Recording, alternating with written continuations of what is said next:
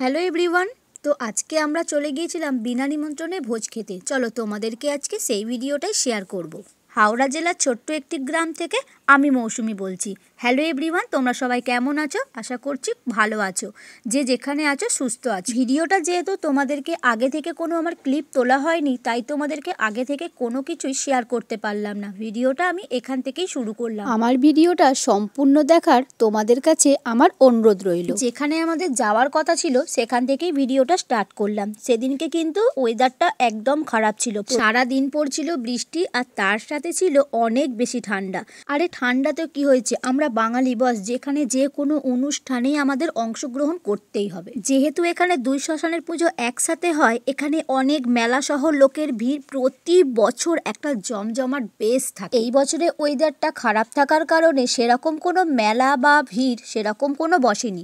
ওই দুটো খেলনার দোকান আর একটু ফুচকা ঘুগনি এই যা বসেছিল। আর আমার ওই দিকটাতে মেলাটা খুব একটাতে যাওয়াও হয়নি, আর যদিও বা গিয়েছিলাম তোমাদেরকে ওখানের কোনো ভিডিও, আমার কোনো ক্লিপ তোলা হয়নি, তাই তোমাদেরকে ওখানের মেলার ক্লিপটা তোমাদেরকে শেয়ার করতে পারলাম না।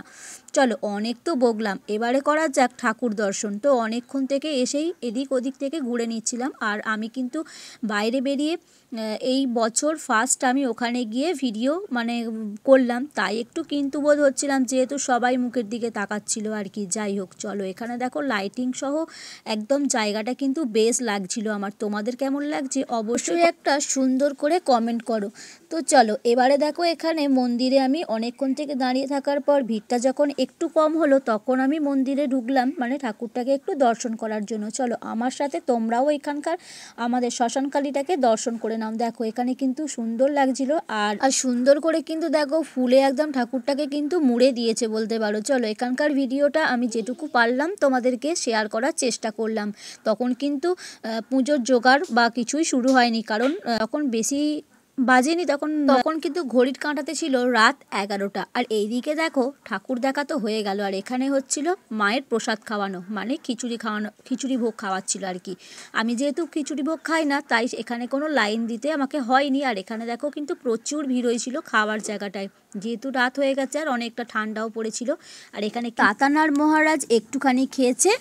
তো চলো আমরা এখানে খাওয়া দাওয়া করি। তোমরা ভিডিওটাতে লাইক কমেন্ট শেয়ার, যারা যারা এখনো পর্যন্ত ফলো করোনি তারা ফলো করে দাও।